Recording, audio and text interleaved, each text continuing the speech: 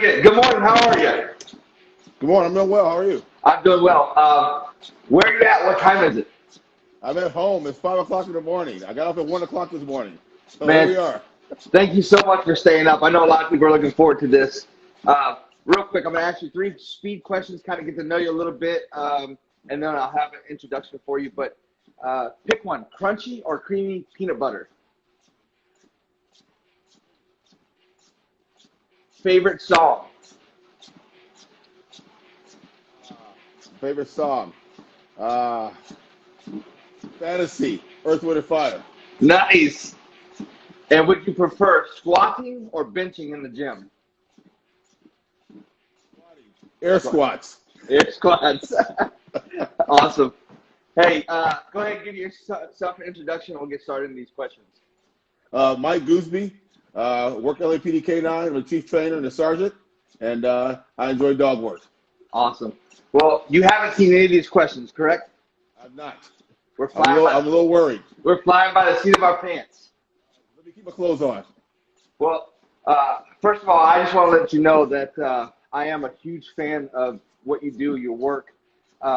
We've got a bunch of mutual friends that I respect so highly that respect you even higher. So I'm honored to have you on here. So thank you for that.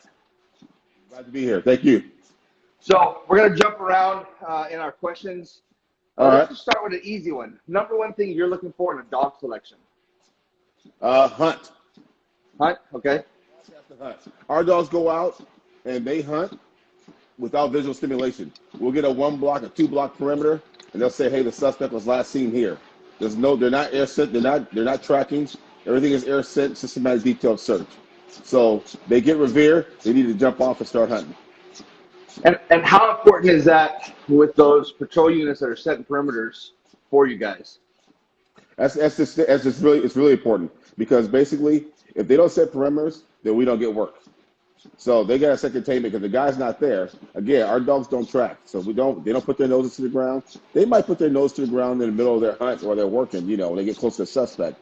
But other than that, it's all air scent for them. So they got to set that containment for us. So the non-tracking side of it, why is that not implemented into your guys' program? Is there a reason why you guys are area searching versus tracking? Yeah, for the most part, our dogs are everything for us is square range. So all the yards are separated by fences. They're all parcels, and I call it the concrete jungle. So everything and we got 4.3 million people walking around the city of LA, and so everything the dogs go into is going to be, they search this area, they clear it, we buy the real estate, we move to the next one. So we buy as we go. That's so interesting. So basically, you're basically checking off boxes in a grid as you go. A block of 20. We'll put 2 dogs on 1 block working towards each other, and then 2 dogs on the other side on the other side of those dogs working towards each other. So we're pretty much doing like a little hopscotch thing. I clear a parcel. The guy adjacent to me, he clears his parcel. I go to my next parcel clear. He goes to his. 2.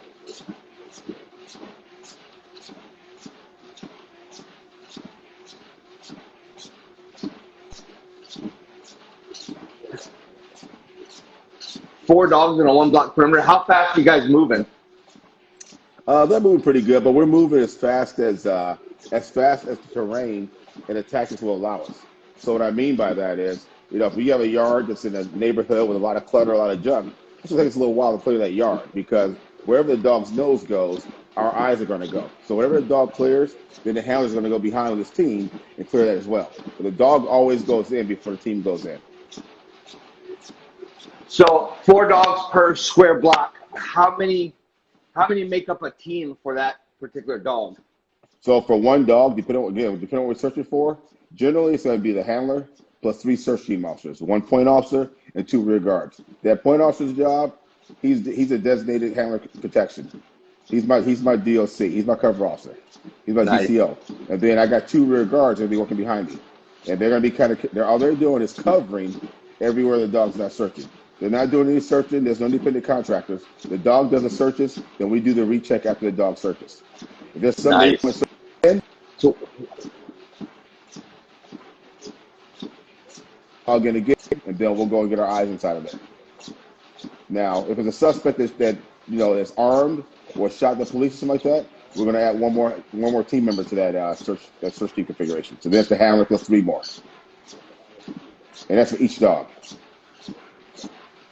so if the suspect shoots at an officer and you increase the team by 1, what's the main job of that 1 increased officer?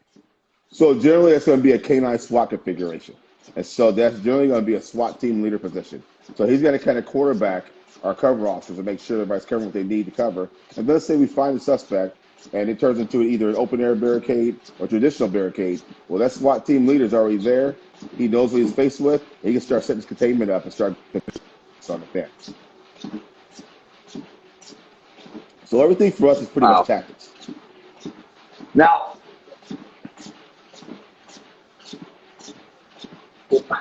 so something I found extremely fascinating, and I know talking with Jay, he was telling me that you guys are different but do things a lot of the same. And I really love, when I was stalking you on social media to get some of my questions, because I do with all my guests, I pretty much write their questions the morning of. Right. One of the things that I read that I was so fascinated by was your guys' certification. So you do a field cert and then straight to the street, get them as busy as possible and let them prove themselves on the street. Give us a breakdown on that and that thought process. So for us, we have we call a limited certification and a full certification. A limited certification means that the dog passed a full field certification as post requires. However, the dog hasn't proven anything to us in the field. He hasn't shown us he can find real bad guys. He can find a guy hiding in a bike suit. He can find an officer hiding civil. But he hasn't proven to us yet that he can actually find real bad guys and overcome all the environmental hazards that he has to overcome to get to that bad guy. So now we want to put that dog out there, see if he's the real deal. We'll put him out there with 4 canine handlers and the handler, and one of those search team members is a trainer. So if there's any issues right there, we got canine guys on the team that know how to deal with it, and we have a trainer there. So we can watch the little things, and especially if it's a brand new handler, his first time out there working the dog in the real world, he's got his big brothers and sisters there kind of rely on to help him out and coach him along the way. So we're looking for that dog to get quality bodies, not quantity bodies, but quality bodies. Good finds, I want to see a good high find. I want to see a find where there's a suspect that we would never found if we didn't have a dog, and then I want to see some good engagements. Is this dog going to stay in the fight? And so if he has any issues, then we can work on those, pull them out a little bit, work on a little bit, and then put them back out there again. But generally, by the time they get out there, they're pretty much ready to go. So those do that. Go ahead. When you have the big brothers and big sisters, which I love, it's more like, here's the best moral support you can get while you're out there from exactly. Guys that know what they're doing, but also got your best interests. Is there a backup dog on standby? Yeah, so no, there's a backup dog. So what happens is we still run the 4 dogs. So the new handler is going to pick his side, where he wants to go, where he thinks his best chances are going to be at his dog getting success. He's going to pick his side. And then we're going to put other dogs to work towards him and his backside. But then there's one dog we call the follow dog. As that new dog is clearing, once he clears the yard and goes out, we allow him to get a couple of yards ahead, and we put a seasoned dog behind him just to make sure that, hey, you know what, we just screw up here and missed something. So because awesome. A lot of times, the tactic side of it, the human side can handle that. We can handle the tactic side. We can handle the obvious things. But sometimes suspects hide in places that we just can't see and don't realize it unless the dog tells us. So if that new dog didn't tell us, then we put a seasoned dog behind him that will tell us. Nice. Give me your craziest and most scariest deployment. Craziest and most scariest deployment. I say the scariest I had was recently would be I was on a canine search team. We had some detectives go to they're looking for a wanted suspect. They see this cat walking out of a liquor store, and then they go to stop him. He engages them in gunfire. They have a gun battle. He takes off running. He takes off running. They set a perimeter up. We're training probably about maybe 4 or 5 blocks away. They call us over, and then we're there waiting for SWAT to get there. But when that happens, we don't hold up the show. We'll put an all K9 search team out there first until SWAT can get there and augment our search team members. So we start kicking off. The dog hits on the suspect and hiding in a water heater closet that we couldn't see. It was flush against a wall. It was built into the house as opposed to being outside the house, a standalone thing. And dog hit on it. Dog gave a couple barks, and the suspect started firing right through the door. It actually looked like bullets were flying through the wall. Then we realized that there was a door there. Wow. So that was pretty hairy. I think the craziest one would be we found a suspect. You know, they teach us Spanish in the academy, and I wasn't very astute to Spanish. And I had the suspect, and I told him to put his hands up in the air, Mount Arriba. And I told him to put his hands behind his head. But then I told him to put his hands in his mouth. I kept trying to tell him to put his hands behind his head, but I was trying to put his hands in his mouth. So the guy looks at me. He turns around, looks at me, the guy was crazy. I go, hey, don't look at me. Ponga sus manos a su boca. He takes both hands and puts them in his mouth. Yes. Yes. That's awesome. Let's see.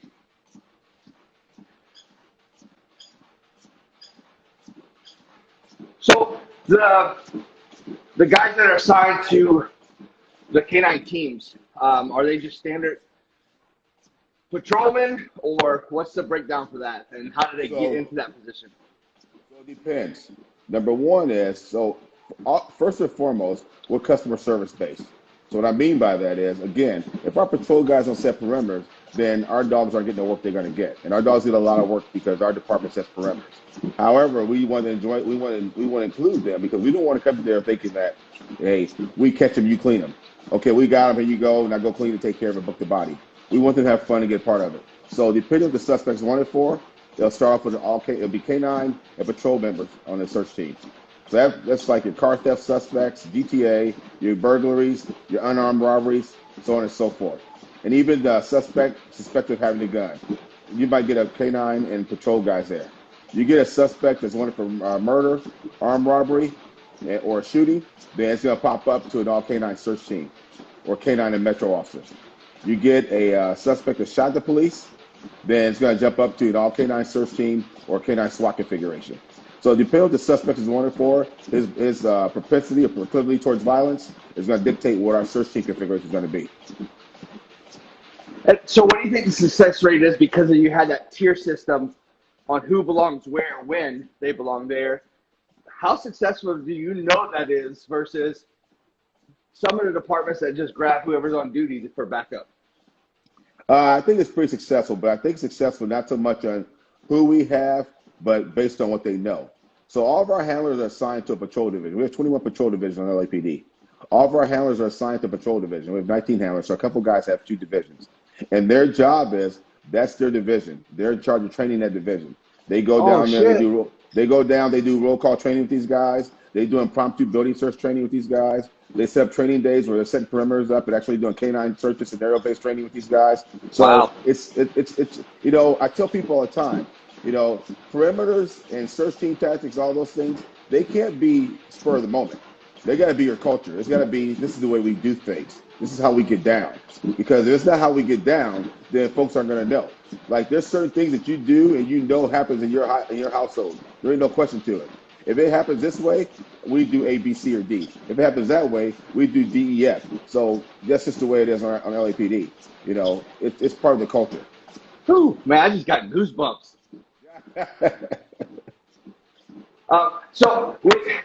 I keep hearing parameters. Can you talk more about that? So, perimeters for us, again, everything for us is if you can't catch them, then you got to contain them, and that's going to be your biggest success. And the reason we do a little thing with the patrol guys in perimeter training, we'll ask them, how fast do you think this suspect can run through this yard you're standing in front of, jump the back fence, through the next yard, and to the next street? And they all start saying, oh, maybe a minute, 2 minutes. Well, we do a little test with them. We put a guy, just no equipment on, have him running. He does that in about 35, 40 seconds. I said, so this guy just ran through this yard, jumped the fence, and out the next yard in 35, 40 seconds. That's just flat out running. And it's just a guy that you know It's here for training. Now, add that severe to that guy that doesn't want to go to jail or caught by the police, he's running even faster. But we can't run that way because we got to worry about tactics. We can't run around blind corners. We can't go flying over fences. And, you know, what happens when you fly over a fence, you know, you get a big dog in the next yard, the dog is laying there sleeping, the suspect jumps over the fence, the dog wakes up. By the time the officer jumps over the fence, the dog is ready now. The officer is usually the one that gets bit.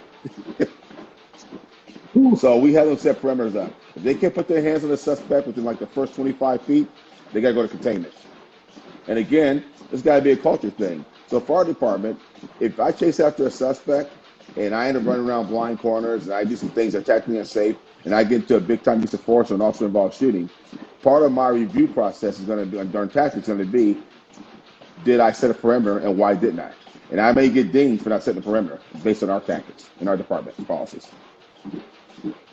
Wow. So who's taking the lead on that to set that perimeter? Who's making those calls of who goes where? First off is going to be the primary officer. The primary officer starts chasing. Painting the picture. They're giving a suspect description, suspect's location, which direction he's running, and they're painting that picture. As they're doing that, we have a frequency called air K9, which means that air K9, airship and K9 are on that frequency, and we can hear everything going on in the city like that. So as soon as the foot pursuit comes out, the RTO, the dispatcher, puts it on air K9, so we hear it, and airship hears it.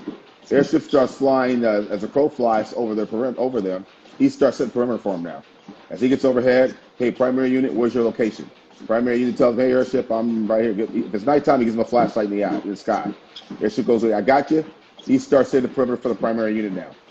So then once the airship starts setting the perimeter up and gets containment going, the primary unit backs out, they hold their perimeter position, and then we start rolling that direction. Nice. Have you guys ever had to drop out of a helicopter? We do it during training. I'm not real big on heights, so, you know, we don't do too much of that kind of stuff. You know, I've been doing K9 for a long time, and there's never been a time where I could fly over a neighborhood and go flying out of a helicopter to find a bad guy. So, you know, that's a good question, though. We do train on it once a year. We practice it with the airship. We practice it with SWAT, but we only do it once a year. We don't spend 85% of the time training on something we're going to do 1% of the time. You know, most of our training consists of bad guys hiding. We go search for them. Yes, that's a Goosby. Man, that's a nugget right there, boy. I'm stealing that. I'm letting you know right now. Because you see it, though, man. You see guys, you know, they get the knife in their teeth, the dog over their shoulder. They're rappelling out of windows, and they're jumping out of airplanes and stuff like that. Yeah, be ready for it, especially if where you work dictates that. You might work in an area where, you know what, you might get some maritime stuff. You got to work your dog off of a boat or something like that. I get it. However, if most of your stuff is boots on the ground, then, hey, brother, search and practice boots on the ground. There's no need for you to be doing rappelling 35 times a year. Get your ass under the porch, not coming out the window. Exactly. Keep it real, as I say it. You know, what's your dog going to face every day? Whatever your dog's going to face every day, that's what you do. We don't do a lot of wazoo training, man. We really don't. We have one tactics day where we'll throw some tactics in there, some force-on-force stuff, but we train every night. And every night we're doing protection work and we're doing searches. Go hide, we're going to find you. Yep. You can become experts in your world. You cannot bite them if you cannot find them. That's it. They have to be able to run. They shouldn't be able to hide. Absolutely. Jay said all that flash is pretty for the gram, but show me your body cam footage to impress me. Oh, I do that, you know. So what happens is a lot of people always ask us, hey, do we verbal out everything?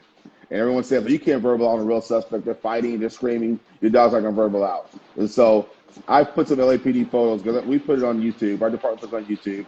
So I throw the body cam footage. You see our tactics there. You know, it's easy to talk about it, but it's even harder to be about it. So I talk about it, but I put it on video so everybody can see, hey, this is how we operate. Hell yeah. You know? And see, Jay's kind of like my little, he's like my little adversary. You know, he's over there down in Marion County, and Marion County's showing the videos every other week of their dogs putting in work.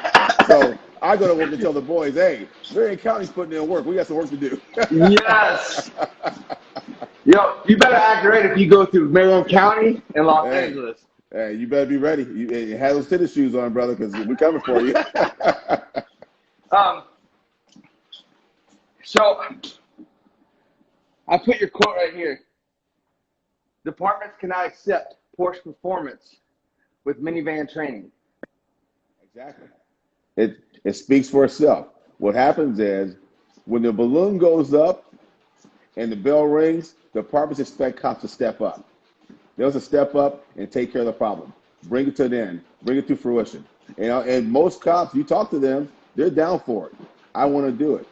But there's only two ways we can do it: proper training and proper equipment. So if you expect special people to do special things, then you need to treat them special.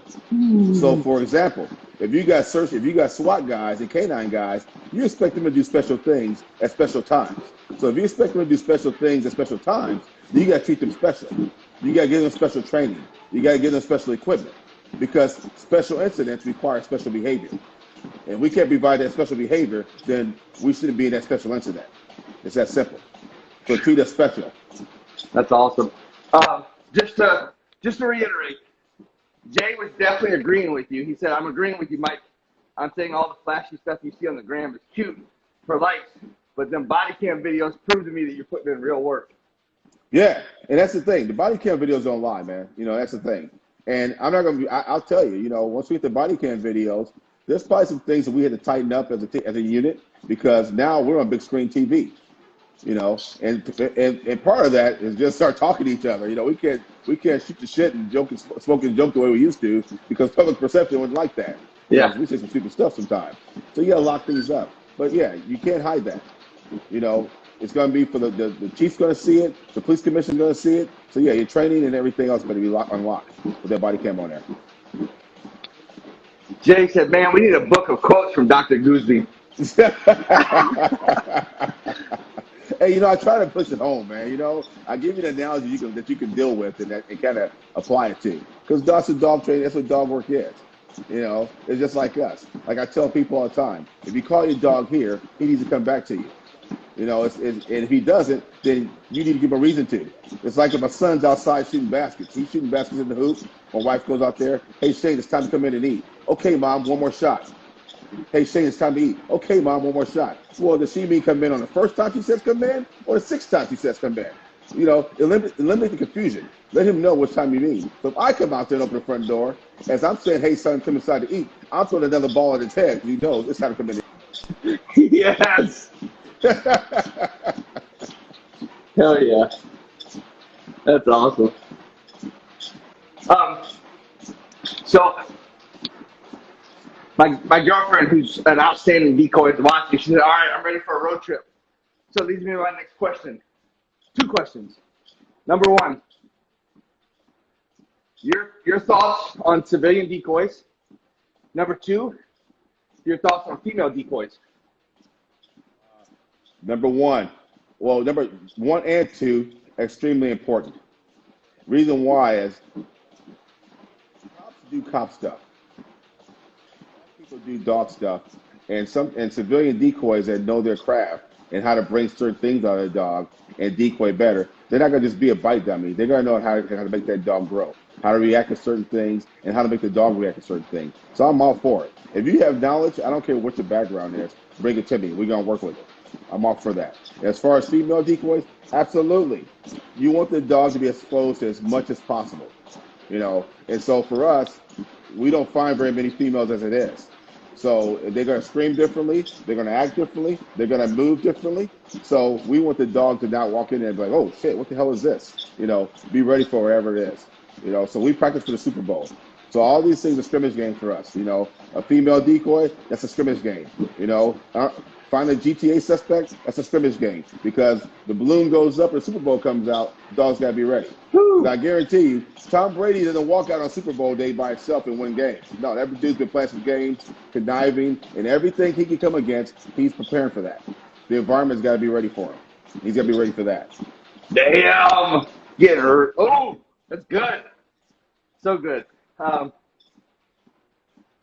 Yeah, Eric said, "Send your dog in a muzzle on a female and watch them not engage. Exposed to everything." Absolutely. As much as you can, expose them to it. You can't expose everything, but if you get the proper foundation, then you should be good to go. And I tell people all the time, you can't put a roof on shaky walls. They ain't gonna build your house. The foundation's got to be tight. The foundation's got to be tight. So if the foundation's not tight, meaning you didn't expose that dog to everything, then you got shaky walls right now. All right, and your house is gonna fall down when you least expect it. Man, so good. Jay told me something that really hits home. He says, certs are minimum standards that you work on in your downtime, but training days and team training is for becoming better teams.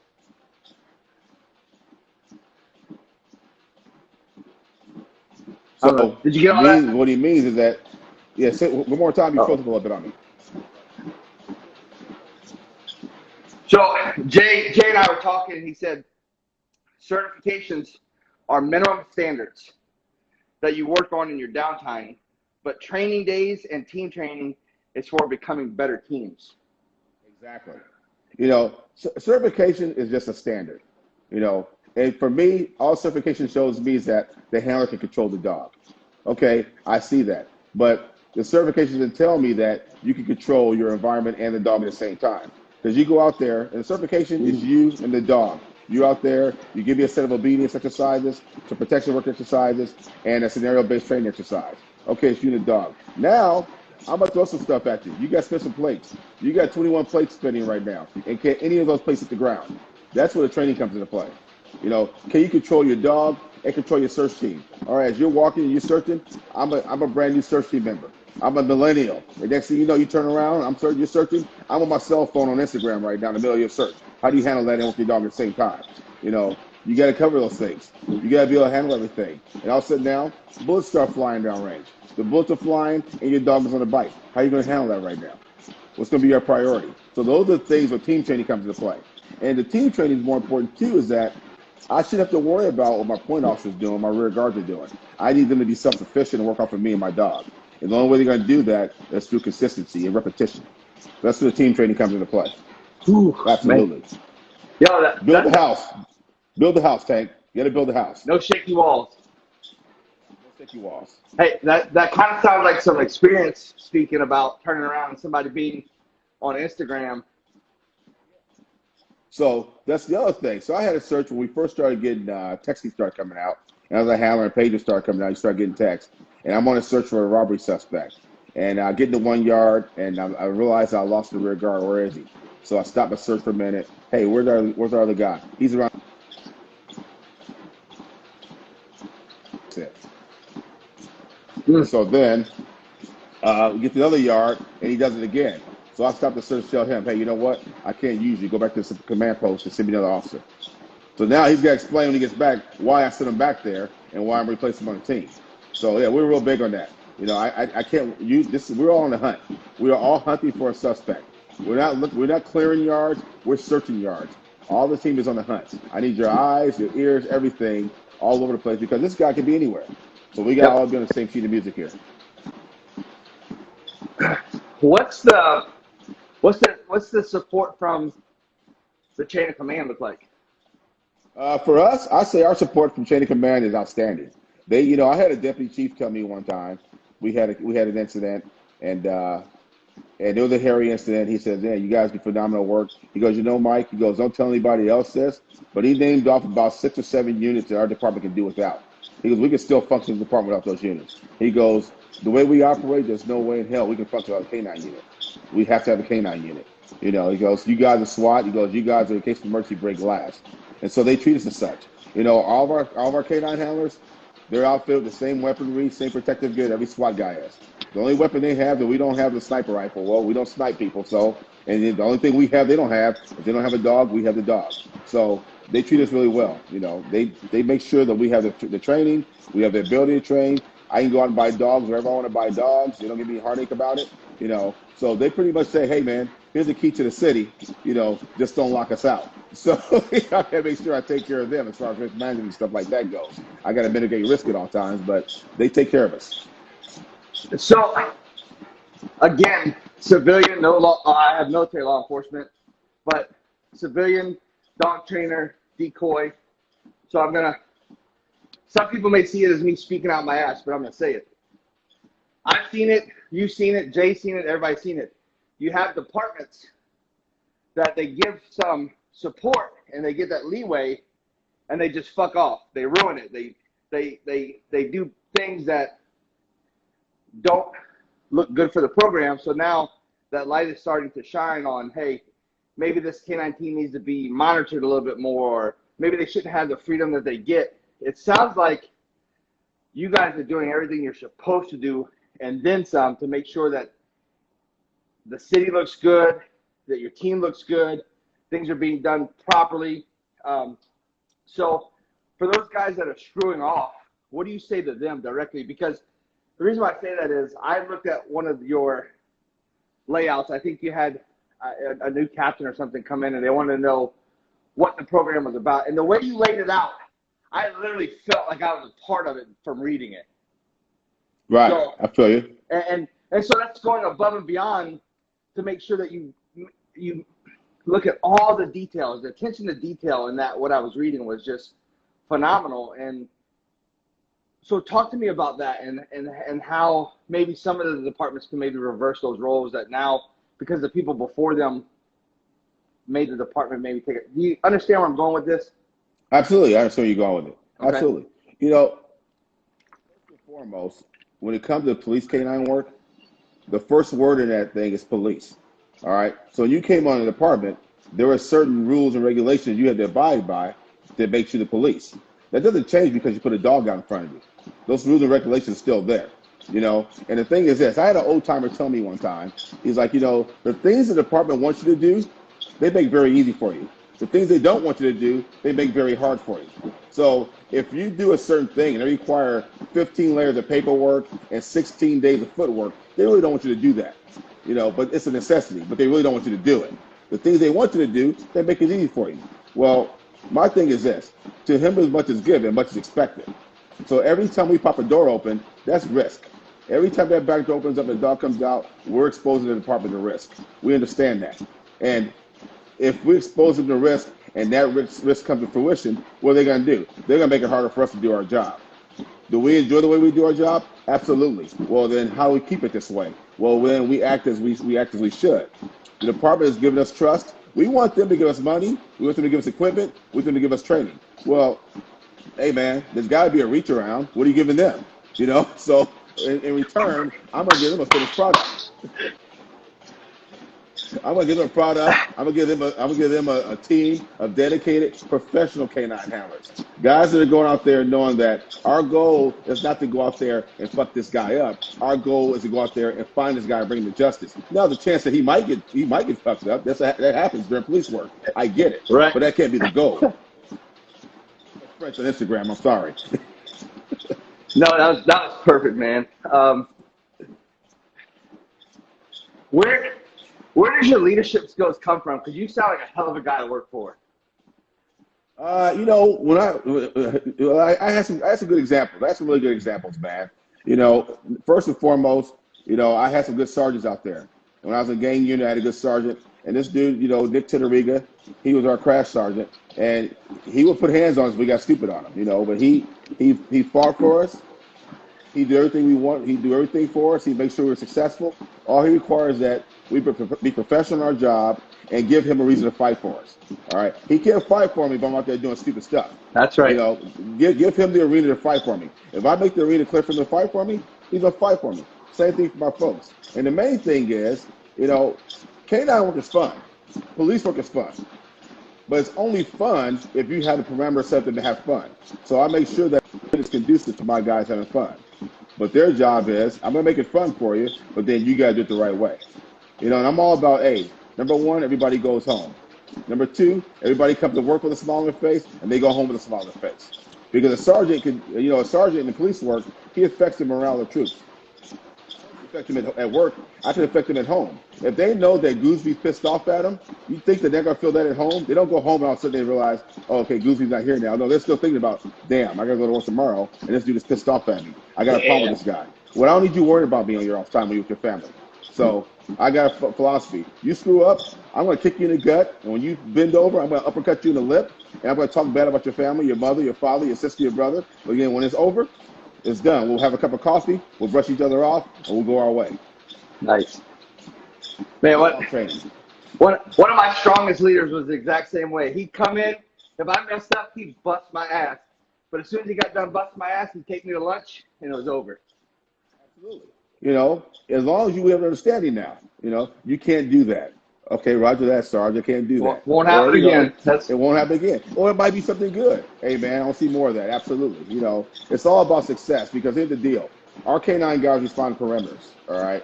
And any one of our K9 guys could be the head guy at that perimeter. He gets there, he or she is running the show. So they have to be leaders. They got to have swag. So I got to treat them as such. They got to be special people, so I got to treat them special. Yeah, special people require special leadership. I want to touch on what Eric and Jay are saying.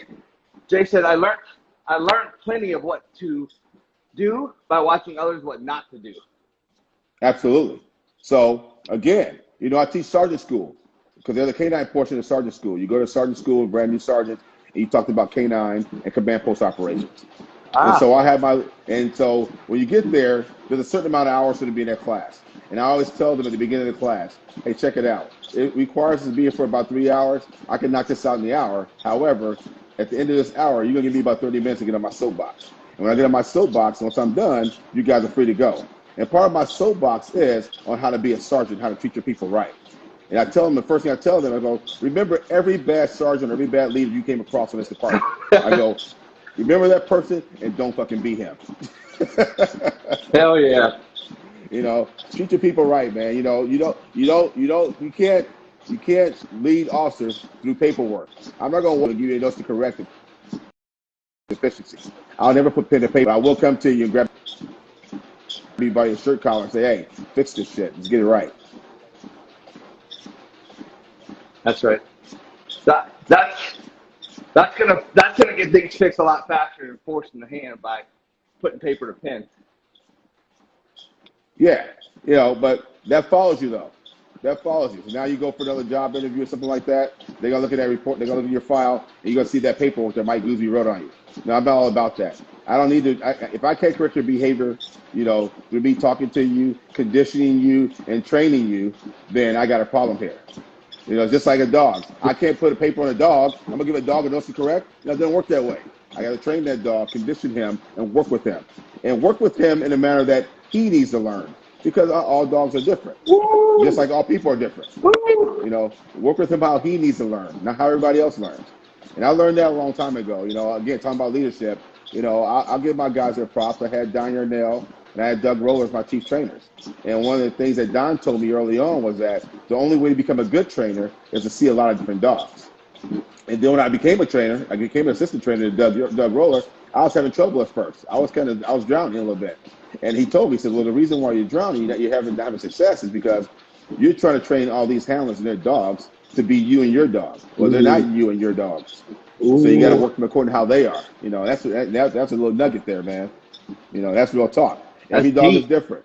Every dog is different. So train that dog the way he needs to be trained. Communicate with him. Man, I couldn't agree more. I got selected to be the head trainer for our company, and it's been about a year now. My first couple classes was like that. I didn't take into consideration that even humans learn differently, and so I tried to kick it back old school military, dropping hammers and doing all that stuff, and it wasn't as successful as bringing or coming down to everyone's level and what they need to learn by. So exactly, that's huge. When I first started with dog stuff, man. Before I got in the police department, I started with dog work, and I was working in. I love dogs. I always wanted to do dog stuff. So before I came to K9, and before I even thought about going to K9, I went and got a Rottweiler, and I was going to teach this Rottweiler how to be a protection dog. So I joined a neighborhood training group, and there was this trainer there, Larry Hill, and my Rottweiler wasn't about that life. Okay, he wasn't a dog that do any kind of protection training whatsoever. I didn't know about dog selection, anything, But the one thing that man did teach me though is that he never came to me and said, "Hey man, your dog's a piece of shit. He ain't gonna work out."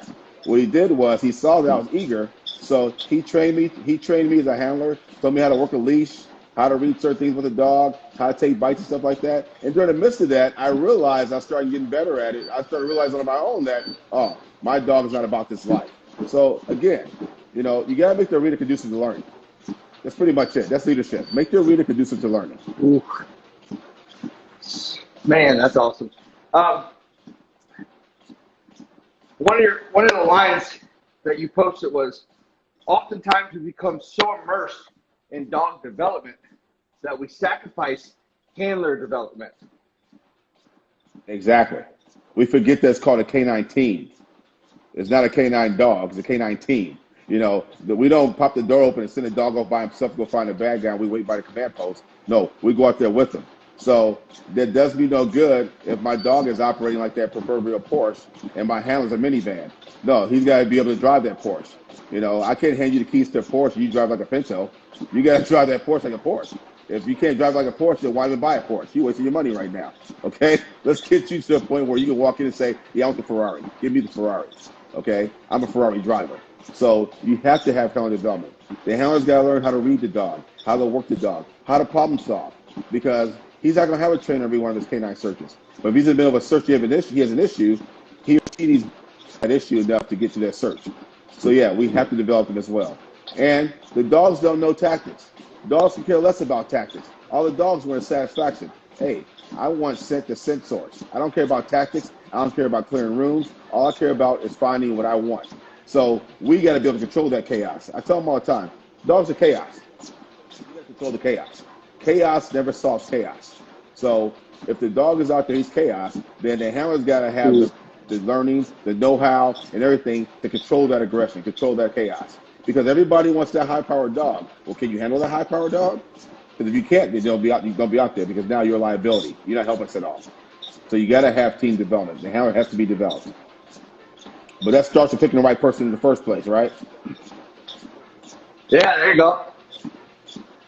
Hey, what's the work capacity of one of your guys' dogs? How many years does the concrete jungle take effect on your guys' dogs more than they would on like Jay's dogs or Eric's dogs? You know, more Canton, Ohio type place. I think that, Canton, Ohio is kind of like, he's got some bears like LA, I'm sure. I'm sure they have some issues too. And I'm sure where Jay is too, you know. I think that the biggest thing for our dogs is going to be the environment. You know, once they get comfortable with the environment, then they do pretty well. Our dogs work for about general environments. That's when we lose most of our dogs. You know, it's you take a dog down a dirty alley, he's got 5 pit bulls on one side, 5 pit bulls on the other side, and it's like he's walking through the yard close from prison, and they're hitting the gate, and they're barking at him and everything. So he's got to be able to handle that stuff and keep on finding the bad guy and ignore that. So I think that it requires a lot for our dogs, but I think we overcome that because we look for those certain traits and things like that during selection process. You know, our selection process, we're putting pressure on the dog during the hunt. We do a lot of hunt stuff during our selection process. I do some bite stuff, but to be honest with you, I'm not a real big dude on bites. I mean, do the dogs need to bite? Absolutely. Should they bite well and engaged? Absolutely. But that ain't the first and foremost thing in my mind, because if they can't find him, if they can't get through a yard full of dog piss without stopping every damn tree, if they can't, you know, get through environmental stuff, then that bite's not gonna happen in the first place. Woo. So I need to see all that stuff. You know, the bite stuff we can do bite work, we can do bite development. You know, you can't do hunt development too much. They either have it or they don't. You know, dogs, you can't give them heart. You know, you can't do heart development. You know, I can expose you to things where you get a little better, but I can't make your heart any tougher than it is. You know, what you have is what Mother Nature gave you. You know, so these are things. These are things I look for. The things that Mother Nature gave you that I can't fix. I can't turn the 2-year-old until the 11th grade. I can't turn the 2-year-old into the 11-year-old tomorrow. That's right. You know, so that's what I look for. Clover, I was getting ready to ask the same question. Where have you selected dogs from in the past, overseas or stateside? We usually get them stateside, pretty much. They come from overseas. But, you know, again, our department treats me very well. So we go to our vendor, and then once a year we go with our vendor overseas to buy dogs. And the reason why I do that is if I need 1 or 2 dogs, I'll drive down to the vendor. You know, I go to Atlas Horse generally, and they're right down the road from my house. I'll go down there and pick 1 or 2 dogs. If I need 3 or 4 dogs, then I'm in competition with Atlas Horse because they put on a basic canine course. We don't go through the basic canine course. All of our training is done in-house. So if he's selecting dogs to be for the handlers in his course, they're going to do on their course, then that means that I'm going to be selected from what's left over. And then I also know that Navy SEALs and Delta guys go to Europe with him to buy their dogs. So if they're over there buying dogs with him, that means they're getting A-level dogs. And I'm not even seeing those dogs. So I'll take a couple of trips with them during the year so I can see those top-level dogs too and choose while I'm there. Nice. Yeah, because, hey, man, I'm greedy. Yeah, I want the best. I don't want you to have the best. I want the best. You don't want no sloppy seconds? No, I don't want any sloppy seconds or sloppy thirds either. So, yeah. But, but our department's pretty good about it. And I'm pretty slick about it, too. What I'll do is I'll buy dogs. I always keep one in the hopper. So I generally have a dog that's in training that's just ready to go. If a dog goes down, hey, here's your dog. If we need a new dog, hey, here's your dog. We always have one in the hopper as much as possible, ready to go. What's the trainer selection or the handler selection process look like? It's pretty. Our health selection process probably lasts about 8 months to a year. And so the reason why is because we put them through a whole lot. Because our job is, there's no limit on being a canine handler. We got handlers in our unit right now that have 26, 27 years in the unit. So once we get you, we may be stuck with you. There's a hazard pay bonus to it. So there's a lot to take to get rid of a handler if they're not cutting the mustard. So our selection process is pretty in depth. It starts off with a physical fitness qualification. You got to pass the physical fitness qualification. If you can't pass the PFQ, then you can't even go forward. Once they pass the PFQ, we take them through what we call the Canine Olympics or Canine Skills Day. The Skills Day involves an obstacle course that's set like a canine handler. You're not running and jumping over, off of A-frames or throwing down inside the building, stuff like that. You're gonna be carrying the weight of a dog. You're gonna be wearing a shoulder weapon, wearing a helmet, wearing a vest, traversing over fences, walking up steep hills. Everything you're going to encounter as a canine handler, you're gonna do to the outdoor course. From there, we have them do a little short run around the track, and then that gets their heart rate up. We take them to the shooting range, and there's a set of fire they got to go through. It's either you pass the shooting or you don't. You score the targets. This is minimum score. This is passing. You don't score it, okay, disqualified, bye-bye. After that, they go to the force option simulator. We throw scenarios at them and see how they respond to it. Shoot, no shoot. Make decisions, And then from there, we take them to a perimeter problem. Okay, here's a suspect in front of you. Act off of them. The suspect either take off running or do something, and they got to set a perimeter on them. We want to see how they engage that, And then we take them to the field. We do bite work with them. And then once they pass all that, they pass everything there and make it through the day. We bring each candidate over for a 2-week ride-along, a 2-week loan. They're on loan to the unit for 2 weeks. Now we're going to see how you operate within our small unit operations. We put you on standby. Your phone rings at 3 o'clock in the morning. Grab your socks, jump in that car, and start heading that way. We've had guys, I have child care issues. You got child care issues at 3 o'clock in the morning? Well, damn, can't use you. So it's a big deal for us. And then we do another background process to see how they were in their wherever they came from, what the teamwork was like, how they interact with the team, how they interact with supervision, how well they follow orders. Are they a team player or are they independent contractors? We don't need the independent contractors. For one man to build a house, this will take a real long time. When we put a team on a house, it'll be a short order. So we don't want any independent contractors. This is a team.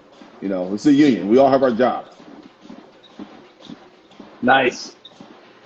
Is there a specific length of time they have to be working before that process? Yeah, so generally you can't apply to K9 until you have 4 years on the job. However, the odds are you have to have 4 years on the job to become a K9 handler to apply for it. But most people don't even get over there and get to us until they got about 7 or 8 years on the job. So our newest guy that just came in right now, he just I call him the future because he's the future of the unit. He's been in the unit now a year and a half. He just got 10 years on the job. So he came in. So but again, because we want to see maturity, we want to see decision making, we want to see leadership, and too, most of the folks in our department, they don't even put in for it because they know what it requires, so they don't even put in for it until they're ready. Because it makes no sense for you to come there and apply if you're not ready to get down and put your best foot forward and everybody else is. So they kind of hold off until they're ready and their training and their levels are where it needs to be to even try in the first place. Wow. Hey, do you have a preference? Someone's asking what type of dogs you guys use. Do you have a preference, Mal versus Shepherd? I have a preference. I prefer a dog that hunts and find bad guys. However, I do prefer Mals, and the reason why I prefer Mals is because they just tend to have a little bit more of the crazy genes. they tend to not worry about the environment as much. They tend to not have a shutoff switch. And so we may get a search, and they're lighter weight generally. I get smaller dogs. I call them pocket rockets and try to get smaller dogs because that dog might be searching 3-4 perimeters in one night easily. And then it might three or four 2-block perimeters. So he's got to be like an Energizer Bunny. He's got to be going on and on and on and on. And the Malinois aren't as methodical as German Shepherds generally. They're a little bit more balls to the walls, if you will. But I kind of want that. I need for the environment they're going to be in. I need a dog that's pretty much got a little bit more drive than most people are looking for. And a lot of trainers like to use the word drive, but I need a dog that's got a little bit more of that crazy gene in them to overcome the environment than most dogs do. And you generally find that in your mouths. And how long is your school? It's anywhere from 3 to 6 months. It depends on the handler, depends on the dog. But if it's a brand new handler and a brand new dog, they're probably going to be in training for about 6 months. And part of that is going to be their limited certification, their limited time as well. The reason why is because if we're training, we don't have like just a designated school. Hey, you pulled out of rotation. This is your school. All of our trainers, all the assistant trainers, they're working dog handlers as well, which makes our training program, even that much better because they're working dogs in the field. So if we get a search in the middle of training, it requires the whole team. Well, then we're going to stop what we're doing, and the whole team's going to go search and go to work. So that makes our training go a little bit longer. Yeah. How competitive are the guys that get the calls? Oh, so it used to be the race of death. The checker flag will drop, and these fools go flying over the city of LA. So we kind of change that up now. Now we have a system in place. It's called Who's Up. So we get to the search, the question gets asked, who's up? And you're up based on when's the last time your dog had a fine. If I had a fine last week, then I'm not up today. If I had a fine last night, the next guy is up, unless he had a fine too. So whoever has had the latest fine is not up. Whoever had to fine the furthest time away, then that handler goes up first. You pick your side. Now the problem with that is though, once you pick your side, that's your side. So hopefully you picked right based on what the primary officers told you. Nice. So it is a competition. That's awesome. Hey, Eric has a great question. What's one of your go-to scenarios to get a dog out of its comfort zone? Eric uses elevated spaces. So what's yours? My go-to scenario to get a dog out of his comfort zone, it is elevated spaces. That as well, but it's also a lot of moving parts going on.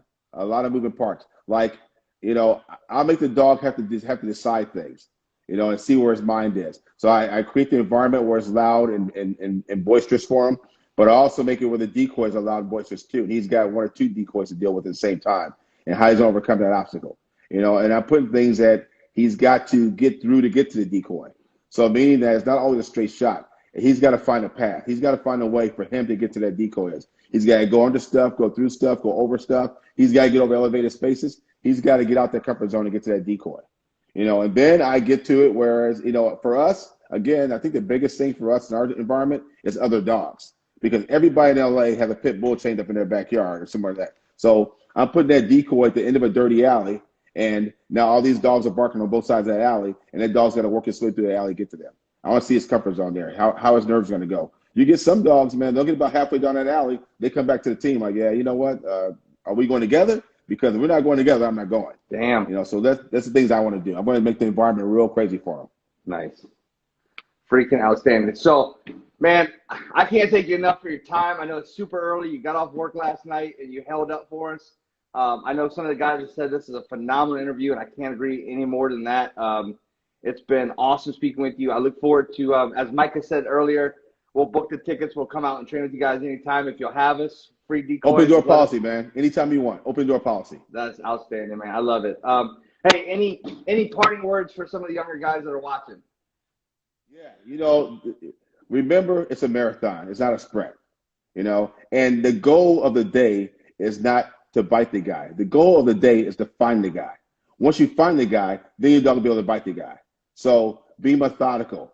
Have some tact and decorum. Use your head. The dog is chaos. Don't you become chaos and run behind that dog. Work the dog to your ability. Find the guy. Slow it down a little bit. You'll get there. It's like the old movie Colors back in the day. Hey, the young cow talking to the old cow. Hey, dude, I want to run down there and fuck with them cows. Ease up, son. Let's walk down and get them all. That's pretty much it. Yes. Take your time. Take your time. Think through the problem. think through the problem. Outstanding. Well, listen, thank you for your time. We appreciate you. Stay safe, and we'll see you soon. Hey, thanks for having me. Take care. I really appreciate it, brother. I hope it was well. All right, brother. Have a good one. Bye. All right, you too.